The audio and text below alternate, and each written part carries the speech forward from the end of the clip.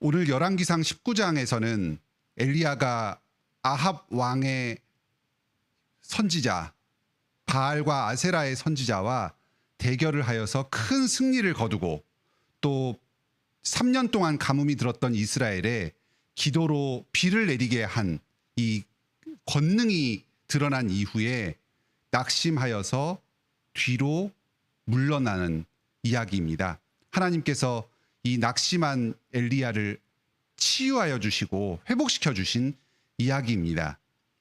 엘리야의 이 상황이 참 의미심장합니다. 이 엘리야는 당대의 선지자로서 거둘 수 있는 큰 승리를 거두었습니다. 850명의 바알 아세라 선지자와 대결을 해서 하나님의 임재를 드러냈습니다. 기도에서 3년 동안의 가뭄을 그치게 하고 비를 내렸습니다. 아합 왕에게 길을 인도하면서 그 왕국에 하나님께서 살아계심을 분명히 드러냈습니다. 바알 아세라 우상에게 돌이켰던 백성들의 마음을 다시금 여호와 하나님께로 돌리는 데에 앞장섰습니다. 그런데 이런 엘리야가 얼마 지나지 않아서 낙심하여서 두려워하고 그래서 하나님께로부터 멀리 도망갑니다. 그 이유는 이렇습니다. 19장 2절에 사신을 엘리야에게 보내서 내가 내일 이맘때에 반드시 네 생명을 저 사람 중 한 사람의 생명과 같게 하리라. 너를 반드시 죽이겠다. 이 이세벨이라는 시돈 출신의 아주 그 악독한 여왕이 엘리야를 죽이겠다고 합니다. 엘리야는 이렇게 큰 승리를 거두면 이스라엘 백성들도 완전히 돌아서고 또 이스라엘 왕국의 왕과 왕비도 하나님 앞에 굴복할 줄 알았습니다. 그런데 여전히 이세벨은 악독하고 오히려 자기의 생명을 위협하고 변하는 게 별로 없는 것 같은 겁니다. 하나님의 능력이 이렇게 분명하게 임하였는데 사람들이 변하지 않는다니, 상황이 바뀌지 않는다니, 계속해서 하나님께 패역하다니 어떻게 하면 좋단 말인가? 내가 여기서 더 무엇을 할 수 있을 것인가? 낙심한 겁니다. 그래서 저 멀리로 도망가서 광야로 들어가서 로뎀나무 아래에 눕습니다. 병원이나 어디 카페 같은 데를 보면 뭐 노뎀나무 병원, 노뎀나무 카페 해서 이 노뎀나무를 마치 치유와 회복의 공간으로 생각하는 경우가 있습니다. 그것은 맞습니다. 하지만 그 이전에 먼저 로뎀나무는 하나님께서 주신 사명을 버리고 도망가는 부끄러운 곳입니다. 권장할 만한 곳은 아닙니다. 하지만 하나님께서 낙심하고 자기에게로 멀리 떠나간, 그래서 자기에게 주어진 사명을 다 감당하지 않는 이 연약한 백성을 친히 찾아오셔서 먹이시고 힘주시는 곳입니다. 하나님의 천사가 찾아옵니다.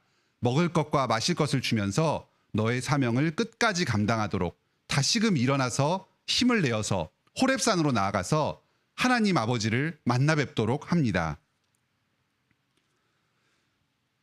호렙산은 과거에 모세가 하나님과 대면하여서 언약을 맺고 십계명을 받았던 그 신의 산입니다.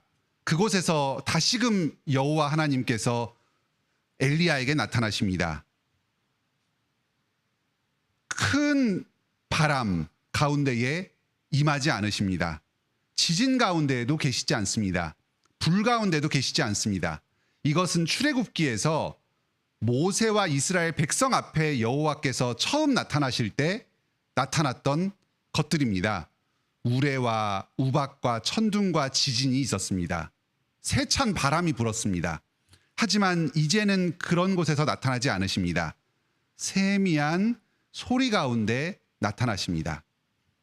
이것은 하나님께서 엘리야를 깨우쳐 주시는 것입니다. 엘리야는 전까지 하나님의 강한 능력, 바알과 아세라 신상을 다 부수고 그 선지자들을 힘으로 압도하면 백성들이 마음을 돌이키고 하나님께로 다시 돌아올 것이라고 생각했습니다. 능력 가운데 하나님의 영광이 임하고 백성들의 회심이 있을 거라고 생각했습니다. 하지만 하나님께서는 말씀하십니다. 나의 능력은 강한 데서 드러나지 않는다.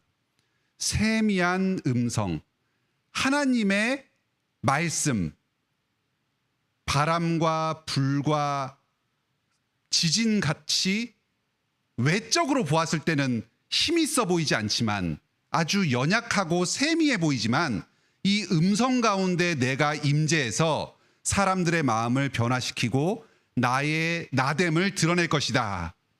말씀하신 것입니다. 영광을 쫓지 말아라. 능력을 쫓지 말아라. 말씀을 전파하는 데 힘써라. 그러면 내가 나의 임재를 스스로 증거할 것이다.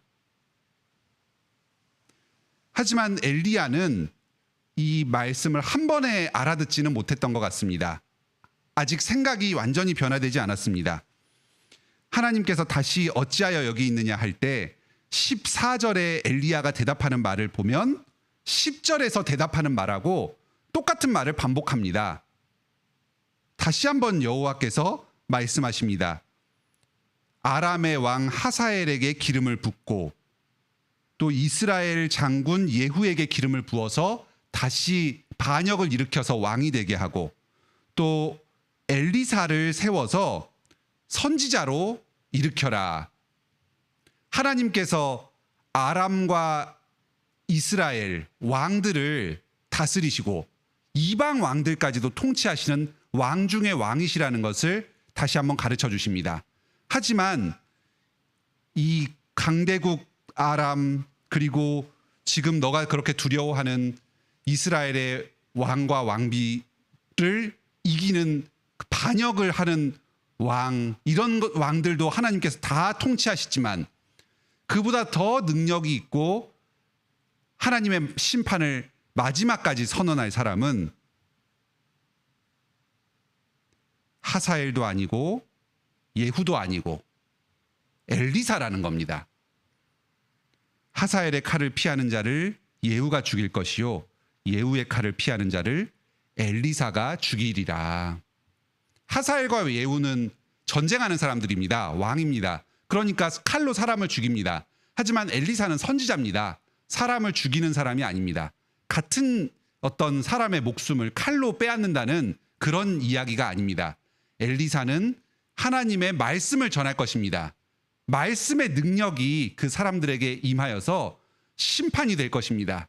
그 심판은 최후의 날에 하나님께서 행하실 심판입니다. 엘리사를 세워서 말씀을 전함으로 이 하나님의 심판을 행하게 하실 것입니다.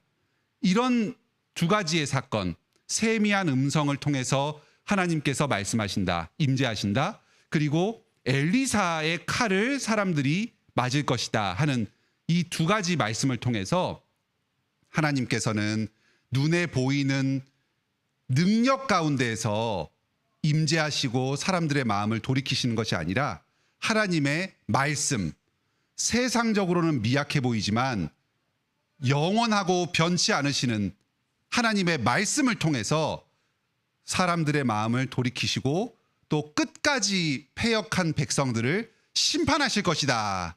이렇게 선언하고 계십니다. 하나님께서는 이스라엘 가운데 7,000명을 남기십니다. 엘리야는 아세라의 세력이 득세하는 것 같고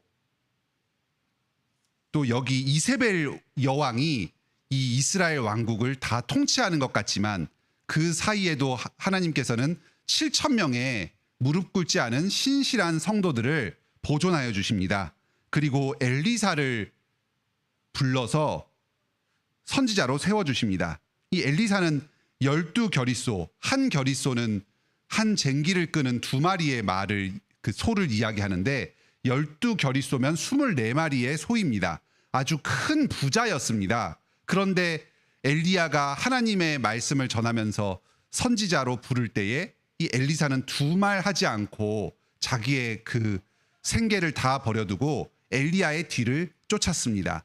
하나님의 말씀이 선포될 때에 신실하게 따르는 백성, 말씀의 사역자의 모습을 보여주심으로써 엘리야를 위로하시고 힘주신 것입니다. 우리도 그렇습니다. 하나님의 큰 능력이 임하고 교회가 아주 왕성하고 하나님의 뜻이 이 땅에 이루어지는 것을 볼 때가 있습니다. 하지만 여전히 세상의 힘은 강하고 사람들은 패역하고 잘못된 방향으로 나아갑니다. 실제적으로 눈에 보이는 결과와 열매만을 생각하면 낙심할 때가 있습니다. 하나님의 말씀이 과연 이루어질까?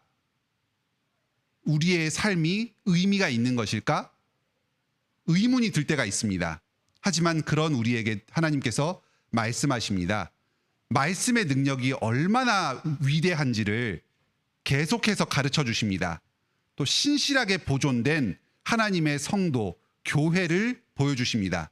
무엇보다도 자기와 뜻을 함께하고 자기의 길을 계승할 동역자를 일으켜 주십니다. 이런 것을 통해서 우리를 계속 위로하시면서 우리에게 맡겨진 사명, 말씀을 전파하고 그것을 삶으로 행함으로 사람들을 감화하는 이 사명을 끝까지 행하게 하여 주십니다. 오늘도 이 주님의 치유하시고 붙들어 주시는 은혜를 의지하여서 주님의 맡겨주신 사명 끝까지 감당하는 복된 하루를 보내시기 바랍니다. 함께 기도하겠습니다. 하늘에 계신 우리 아버지, 엘리야가 큰 승리 이후에 믿음이 약해져서 낙심하실 때도 결코 그를 버리지 않으시고 다시금 일으켜 세워주시고 끝까지 사명을 감당케 하여 주시니 감사드립니다. 또 이 말씀을 통해 오늘날 낙심하고 믿음에서 약해진 우리를 위로하여 주시니 감사드립니다. 이 세상의 세력이 크고 아무리 우리가 노력해도 변하는 것이 없는 것 같은 상황에서도 주님의 말씀은 영원하고 불변합니다. 오직 주님의 말씀만이 반드시 이루어집니다. 저희가 이 사실을 굳게 붙들고 말씀에 순종하며 오늘 하루를 살아가게 하여 주시옵소서. 이 혼란한 세상 가운데서도 주님께서 순결한 자기 백성을 보존하여 주십니다. 그리고 말씀의 사역이 계속해서 이어질 수 있도록 말씀의 사역자들을 일으켜 주십니다. 주님께서 오늘날에도 이 일을 계속하여 주시니 기뻐하며 감사드립니다. 요즘 코로나19로 인해서 교회가 많이 약해지고 또 다음 세대를 책임질 말씀의 사역자들이 많이 부족해진 상황입니다. 주님께서 저희 한국 교회를 불쌍히 여겨주시고 계속해서 교회를 순결하게 보존하여 주시고 말씀의 사역자를 일으켜 주셔서 참으로 주님의 말씀이 영원 불변하다 하는 사실을 저희에게 깨우쳐 주시옵소서. 오늘도 저희가 주님 앞에 나와서 여러 필요를 간구할 때에 주님께서 저희의 기도를 들으시고 응답하여 주시옵소서. 몸이 아픈 성도, 마음이 아픈 성도, 또 재정적으로 곤궁한 성도, 여러 현실적인 필요 가운데 어려움을 겪는 성도들 주님께서 위로하여 주시고 함께하여 주시옵소서. 인생의 문제를 해결하여 주시옵소서. 나이가 들어서 몸이 불편한 성도 주님께서 함께하여 주시고 몸을 건강하게 하여 주셔서 노년에 주님을 찬양하며 다른 사람들에게 사랑을 베풀며 천국 소망으로 더욱 굳건해지게 하여 주시옵소서. 코로나19로 어려움을 겪는 성도들 있습니다. 주님께서 회복시켜 주시고 건강하게 하여 주시옵소서. 저희의 예배와 삶을 지켜 주시옵소서. 홍수 피해로 인해서 어려움을 겪는 사람들 있습니다. 주님께서 그 마음 위로하여 주시고 얼른 피해가 복구될 수 있도록 도와주시옵소서. 사회적 역량을 한데 모아서 침수 피해가 다시 반복되지 않도록 필요한 정비들을 잘 할 수 있게 대통령과 서울시장과 여러 공직자들에게 지혜와 능력을 허락하여 주시옵소서. 오늘도 주님께서 저희의 삶을 다스리시고 보호하심을 신뢰합니다. 예수님의 이름으로 기도드립니다. 아멘. 은혜로운 기도 시간 되시길 바랍니다.